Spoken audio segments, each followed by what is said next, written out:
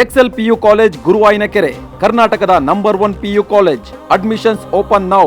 ಏನೊಂದು ಗ್ರೂಪ್ ಮಾಡಿದ್ದಾರೆ, ಕ್ಲಾಸಿಫಿಕೇಶನ್ ಮಾಡಿದ್ದಾರೆ, ಅದರಲ್ಲಿ ವ್ಯತ್ಯಾಸಗಳಾಗ್ತಾ ಇದೆ ಅಂತೇಳಿ ಒಂದಿಷ್ಟು ಸಮಸ್ಯೆಗಳು ಉದ್ಭವ ಆಗಿದೆ.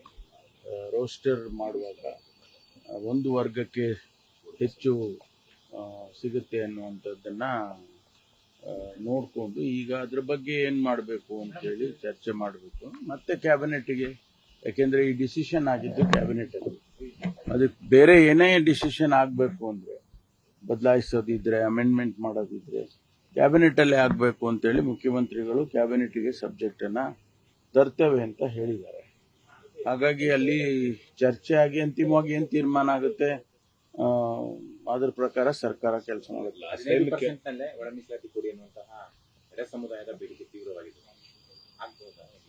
ಇಲ್ಲ, 15ರಲ್ಲಿ ಏನು ನಾವು ಹಿಂದೆ 56% ರಿಸರ್ವೇಶನ್ ಅನ್ನ ಕೊಡಬೇಕು ಅಂತ ತೀರ್ಮಾನ ಮಾಡಿ, ಅದರಲ್ಲಿ 6-6-5 ಅಂತೇಳಿ ಮಾಡಿದ್ರು. 6 ಒಂದು ವರ್ಗಕ್ಕೆ ಮತ್ತು ಅದರ ಜೊತೆಯಲ್ಲಿರ್ತಕ್ಕಂಥ ಸಮುದಾಯಗಳು. ಅದೇ ರೀತಿ ಇನ್ನೊಂದು ಸಮುದಾಯ ಬಿ ಕ್ಲಾಸಿಫಿಕೇಶನ್ ಮಾಡಿದ್ರು, ಅದಕ್ಕೂ ಕೂಡ 59 ಉಪಜಾತಿಗಳು ಸೇರ್ಕೊಂಡಿತ್ತು. ಆನಂತರ ಇನ್ನೂ 54 ಜಾತಿಗಳು, ಬೋವಿ, ಲಮಾನಿ, ಅವರೆಲ್ಲರೂ ಕೂಡ ಅಲೆಮಾರಿಗಳು, ಇವೆಲ್ಲವನ್ನು ಸೇರಿಸಿದ್ರು. ಅದರಲ್ಲೇ ಸ್ವಲ್ಪ ಗೊಂದಲ ಆಗಿತ್ತು. ಅಂದರೆ ಅಲೆಮಾರಿಗಳಿಗೆ ನೀವು ಕೊಟ್ಟಿಲ್ಲ, ಸಪರೇಟಾಗಿ 1% ಕೊಡಿ ಅಂತೇಳಿ ಅವ್ರದ್ದು ಬೇಡಿಕೆ ಇತ್ತು. ಹಾಗಾಗಿ ಕೋರ್ಟಲ್ಲಿ ಕೂಡ 56 ಆಗೋದಿಲ್ಲ, ಇಂದಿರಾ ಸಹಾನಿ ಕೇಸ್ನಲ್ಲಿ 50ಕ್ಕೆ ಸೀಲ್ ಮಾಡಿದ್ದಾರೆ, ಅದ್ರ ಮೇಲೆ ರಿಸರ್ವೇಶನ್ ಕೊಡೋಂಗಿಲ್ಲ ಅಂತೇಳಿ ತೀರ್ಮಾನ ಆಗಿದೆ. ಅದರ ಪ್ರಕಾರ ನೀವು 56 ಮಾಡಕ್ಕೆ ಬರೋದಿಲ್ಲ. ಒಂದು ವೇಳೆ 56 ಮಾಡಬೇಕು ಅಂದರೆ 9th ಶೆಡ್ಯೂಲಲ್ಲಿ ಕಾನ್ಸ್ಟಿಟ್ಯೂಷನಲ್ ಅಮೆಂಡ್ಮೆಂಟ್ ಆಗಬೇಕು. ತಮಿಳುನಾಡಿನವರು ಯಾವ ರೀತಿ ಮಾಡ್ಕೊಂಡಿದ್ದಾರೆ 69%, ಆ ರೀತಿ ಅಂತ. ಇದೆಲ್ಲ ದೊಡ್ಡ ಪ್ರಕ್ರಿಯೆ, ಇದ್ರ ಬಗ್ಗೆ ಚರ್ಚೆ ಆಗಬೇಕು. ಅದಕ್ಕೆ ಕ್ಯಾಬಿನೆಟ್ನಲ್ಲಿ ತೆಗೆದುಕೊಂಡು ಬರ್ತಾರೆ. ಕಳೆದ ಬಾರಿ ಕ್ಯಾಬಿನೆಟ್ನಲ್ಲಿ ಒಮ್ಮತಕ್ಕೆ ಬಂದಿದ್ರು ಕೂಡ ಹೊರಗಡೆ ಬಂದ ನಂತರ ಅಭಿಪ್ರಾಯಗಳು ಬದಲಾಯಿತು. ಈಗ ನಿಮ್ಮನ್ನು ಒಂದಿಷ್ಟು ಜನ ಮೀಟ್ ಮಾಡಿದ್ದಾರೆ, ನೀವು ಖರ್ಗೆ ಅವ್ರನ್ನ ಮೀಟ್ ಮಾಡಿದ್ರಿ, ಸಿದ್ದರಾಮಯ್ಯನವ್ರನ್ನ ಮೀಟ್ ಮಾಡಿದ್ರಿ, ಮತ್ತೊಂದ್ ಕಡೆ ಮುನಿಯಪ್ಪ ಅವ್ರದ್ದು ಇನ್ನೊಂದು ಟೀಮ್ ತರ ಆಗೋಗಿದೆ. ಯಾವ ಕಾರಣಕ್ಕೆ ಭಿನ್ನಾಭಿಪ್ರಾಯಗಳು ಇದ್ದೇ ಇರುತ್ತೆ. ಕ್ಯಾಬಿನೆಟ್ನಲ್ಲಿ ಅವರವರ ಅಭಿಪ್ರಾಯ ಹೇಳ್ತಾರೆ. ಒಟ್ಟಾರೆ ಕ್ಯಾಬಿನೆಟ್ ಲಾರ್ಜರ್ ಇಂಟ್ರೆಸ್ಟ್ ಇಂದ ಸರ್ಕಾರ ಕ್ಯಾಬಿನೆಟ್ ಅಂದ್ರೆ ಕ್ಯಾಬಿನೆಟ್ ಸರ್ಕಾರದ ಭಾಗ. ಹಾಗಾಗಿ ಕ್ಯಾಬಿನೆಟ್ ಅಲ್ಲಿ ತೀರ್ಮಾನ ಆಗುತ್ತೆ. ಅಲ್ಲಿ ಕ್ಯಾಬಿನೆಟ್ ಅಲ್ಲಿ ಎಲ್ಲರೂ ಒಂದೇ ಹೇಳೋದಿಲ್ಲ, ಅವರವರ ಅಭಿಪ್ರಾಯ ಅವರವ್ರು ಹೇಳ್ತಾರೆ. ಅಂತಿಮವಾಗಿ ಲಾರ್ಜರ್ ಇಂಟ್ರೆಸ್ಟ್ ಇಂದ ಒಂದು ತೀರ್ಮಾನ ಆಗುತ್ತೆ. ಅದನ್ನೇ ನಾವು ಕ್ಯಾಬಿನೆಟ್ ಡಿಸಿಷನ್ ಅಂತ ಕರಿತೀವಿ. ಹೊರಗಡೆ ಬಂದಾಗ ಅವರವರ ಅಭಿಪ್ರಾಯ ಹೇಳ್ಕೋಬಹುದು. ಪೊಲೀಸ್ ಹುದ್ದೆಗಳಿಗೆ ನೇಮಕಾತಿಯನ್ನು ಹೊರಡಿಸಿದ್ದೀರಾ, ನೇರ ನೇಮಕಾತಿ, ಒಳ ಮೀಸಲಾತಿ ಅಪ್ಲೈ ಮಾಡ್ಕೊಟ್ಟಿಲ್ಲ. ಇಲ್ಲ, ಅದು ರಿಕ್ರೂಟ್ಮೆಂಟ್ ಮಾಡ್ತಾರೆ, ಮಾಡಲೇಬೇಕು. ಅದರಲ್ಲೇನು ಎಕ್ಸೆಪ್ಷನ್ಸ್ ಏನು, ಯಾವ ಇಲಾಖೆಗೂ ರಿಸರ್ವೇಶನ್ ಎಕ್ಸೆಪ್ಷನ್ ಕೊಡೋದಿಲ್ಲ. ಎಲ್ಲ ಅದನ್ನ ಮಾಡ್ತಾರೆ. ಅದು ತೀರ್ಮಾನ ಆಗ್ಬೇಕಲ್ಲ. ಇವತ್ತು ತೀರ್ಮಾನ ಆದ್ಮೇಲೆ ಮಾಡ್ತಾರೆ. ಸರ್, ಈಗ ಸ್ವಾಮೀಜಿ ಜ್ಞಾನಪ್ರಕಾಶ್ ಅವರು ಸಿಎಂ ಅವರು ಒಂದು ಪತ್ರ ಬರೆದಿದ್ದಾರೆ. ನಾಗಮೋಹನ್ ದಾಸ್ ಅವರು ಕೊಟ್ಟಿರುವಂತಹ ವರದಿಯನ್ನ ತಿರಸ್ಕಾರ ಮಾಡಬೇಕು, ಇಲ್ಲ ರದ್ದು ಮಾಡಬೇಕು, ಯಾಕಂದ್ರೆ ಅದು ಸೈಂಟಿಫಿಕ್ ಆಗಿಲ್ಲ, ನ್ಯಾಯವನ್ನ ಕೊಡ್ತಾ ಇಲ್ಲ ಅಂತ. ಇಲ್ಲ, ಅವರ ಅಭಿಪ್ರಾಯ ಅವರು ಹೇಳಿದ್ದಾರೆ. ಅವರಿಗೆ ಏನ್ ಅನಿಸಿದೆ ಅನ್ನೋದನ್ನ ಅವರು ಸ್ಪಷ್ಟವಾಗಿ ಮುಖ್ಯಮಂತ್ರಿಗಳ ಗಮನಕ್ಕೆ ತಂದಿದ್ದಾರೆ. ಹಿಂದೆನೂ ಕೂಡ ಅದೇ ರೀತಿ ಆಗಿತ್ತು.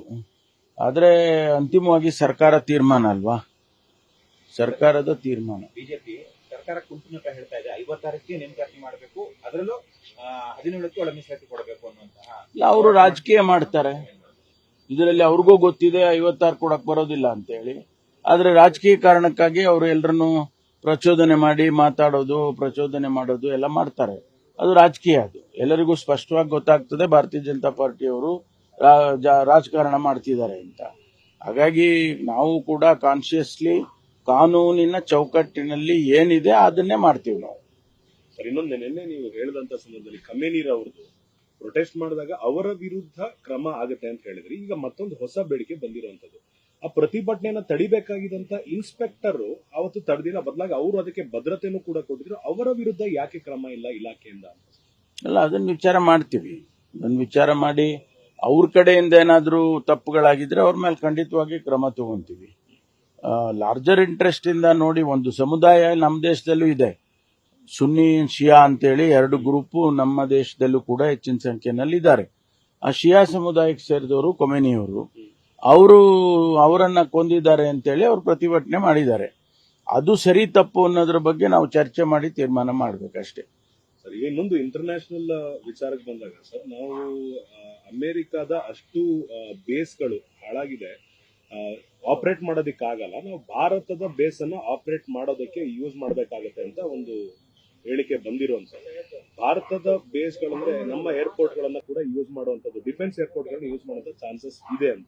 ಅದು ಇಂಟರ್ನ್ಯಾಷನಲ್ ಪಾಲಿಸಿ, ಫಾರಿನ್ ಪಾಲಿಸಿ ಅಂತೇಳಿ ನಾವೇನು ಮಾಡ್ಕೊಳ್ತೀವಿ, ನಮ್ಮ ಅಕ್ಕಪಕ್ಕದ ರಾಷ್ಟ್ರಗಳು ಅಥವಾ ದೊಡ್ಡ ರಾಷ್ಟ್ರ ಲೈಕ್ ಅಮೆರಿಕ, ರಷ್ಯಾ, ನಮ್ಮ ಫಾರಿನ್ ಪಾಲಿಸಿ ಅಂತಾನೆ ಒಂದು ಮಾಡಿರ್ತಾರಲ್ವಾ, ಅದು ಅದರ ಮೇಲೆ ಅವರು ತೀರ್ಮಾನ ಮಾಡ್ತಾರೆ ಕೇಂದ್ರ ಸರ್ಕಾರದವರು. ನಮ್ಗೆ ಯಾವ ಸಂಬಂಧನೂ ಇರಲ್ಲ.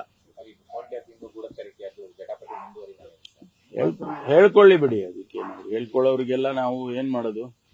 ನಾನು ಸ್ಪಷ್ಟವಾಗಿ ಹೇಳಿದ್ದೀನಿ, ಯಾವುದೇ ಫೋನ್ ಟ್ಯಾಪಿಂಗ್ ಕದ್ದಾಲಿಕೆ ಅಂತೀವಲ್ಲ ಆ ಥರದ್ದು ಯಾವುದೂ ಇಲ್ಲ. ಅದು ಇದ್ರೆ ಅವರು ಕೊಡ್ಲಿ ನಮ್ಗೆ, ಸ್ಪೆಸಿಫಿಕ್ ಆಗಿ ಇಂಥವರ ಫೋನನ್ನ ನೀವು ಟ್ಯಾಪ್ ಮಾಡಿದ್ದೀರಿ, ಇಂಥವ್ರು ಮಾಡಿದ್ದಾರೆ, ಅದು ಸ್ಪೆಸಿಫಿಕ್ ಆಗಿ ಕೊಟ್ರೆ ಅವ್ರಿಗೆ ಗೊತ್ತಿದೆ ಅಂತ ತಿಳ್ಕೊಂಡು ಅವ್ರು ಹೇಳ್ತಾ ಇದ್ದಾರೆ, ನಮ್ಗೆ ಕೊಡ್ಲಿ ಅದನ್ನ. ಅವತ್ತು ನಾವೇನು ಉತ್ತರ ಕೊಡಕ್ಕಾಗುತ್ತೆ? ಅವಾಗ ಯಾರು ಮಾಡಿದ್ದಾರೆ ಅವ್ರ ಮೇಲೆ ಕ್ರಮ ತಗೊಂತೀವಿ.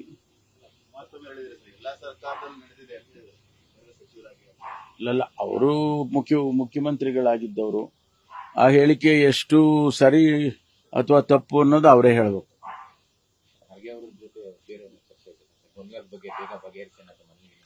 ಅಲ್ಲ, ಅವರು ಅಖಿಲ ಭಾರತ ಕಾಂಗ್ರೆಸ್ ಪಕ್ಷದ ಅಧ್ಯಕ್ಷರು. ಎಲ್ಲ ರಾಜ್ಯದಲ್ಲೂ ಇಂಥ ಸಮಸ್ಯೆಗಳು ಬಂದೇ ಬರುತ್ತೆ. ಅವರನ್ನ ನಾವು ಒಂದು ರಾಜ್ಯಕ್ಕೆ ಸೀಮಿತ ಮಾಡಕ್ ಆಗೋದಿಲ್ಲ. ಆದ್ರೆ ನಾವು ಕರ್ನಾಟಕದ ಮಟ್ಟಿಗೆ AICC ಅಧ್ಯಕ್ಷರು ಅಂತ ನಾವು ಅವ್ರ ಗಮನಕ್ಕೆ ತರಬೇಕು. ನಾಟ್ ಆಸ್ ನಮ್ಮನ್ನ ಪ್ರತಿನಿಧಿಸ್ತಾ ಇದ್ದಾರೆ ಅಂತ ಅಲ್ಲ. ನಾವು ಡೆಲ್ಲಿಗೆ ಹೋಗಿ ಈಗ ಬೇರೆಯವರು ರಾಹುಲ್ ಗಾಂಧಿ ಅವರು ಅಥವಾ ಸೋನಿಯಾ ಗಾಂಧಿ ಅವರು ಅಧ್ಯಕ್ಷರಾಗಿದ್ರೆ ಇಲ್ಲೇ ಸಿಗ್ತಾರಲ್ಲ, ನಮ್ಗೆ ಸ್ವಲ್ಪ ಸುಲಭ. ಹೋಗಿ ಅಪಾಯಿಂಟ್ಮೆಂಟ್ ತಗೊಂಡು ಅವರಿಗೆ ತಿಳಿಸ್ತೀವಿ. ಅದು ಅವ್ರ ಗಮನದಲ್ಲಿರಲಿ. ಯಾಕಂದ್ರೆ we are A national party. ನಾವು ಏನೇ ಡಿಸಿಷನ್, ಪಾಲಿಸಿ ಡಿಸಿಷನ್ ತಗೊಂಡ್ರೆ ಬೇರೆ ಬೇರೆ ರಾಜ್ಯಕ್ಕೂ ಕೂಡ ಅಪ್ಲೈ ಆಗುತ್ತೆ. ಈಗ ತೆಲಂಗಾಣದಲ್ಲಿ ಆಗ್ಲೇ ಅವರು ಕೂಡ ಇಂಪ್ಲಿಮೆಂಟ್ ಮಾಡ್ತಾ ಇದ್ದಾರೆ. ಆಂಧ್ರ ಪ್ರದೇಶದಲ್ಲಿ ಮೊದಲಿಂದನೂ ನಡೆದಿದೆ. ಅದು ಸುಪ್ರೀಂ ಕೋರ್ಟ್ ನಲ್ಲಿ ಸ್ಟೇ ಆಗಿತ್ತು, ಅನ್ಕಾನ್ಸ್ಟಿಟ್ಯೂಷನಲ್ ಅಂತ ಮಾಡಿದ್ರು. ಆಮೇಲೆ 2024ರಲ್ಲಿ ಮತ್ತೆ ತಿರುಗಾಗಿ ಡಿವಿಷನ್ ಮಾಡಬಹುದು ಅಂತ ಒಂದು ಆದೇಶ ಬಂತು. ಈಗ ಇದೆಲ್ಲ ನಡೀತಾ ಇದೆ ಬೇರೆ ಬೇರೆ ರಾಜ್ಯಗಳಲ್ಲಿ ಕೂಡ. ಅದಕ್ಕೆ ನಾವು ಅವ್ರ ಗಮನಕ್ಕೆ ತಂದಿದ್ದೇವೆ. ಇಲ್ಲ, ಅವ್ಯಾವು ಮಾತಾಡಲಿಲ್ಲ, ಅದ್ಯಾವುದು ಮಾತಾಡಿಲ್ಲ. Thank you. ನ್ಯೂಸ್ ಫಸ್ಟ್, ನಿರ್ಭೀತಿಯಿಂದ ನಿಮ್ಮ ಪರವಾಗಿ.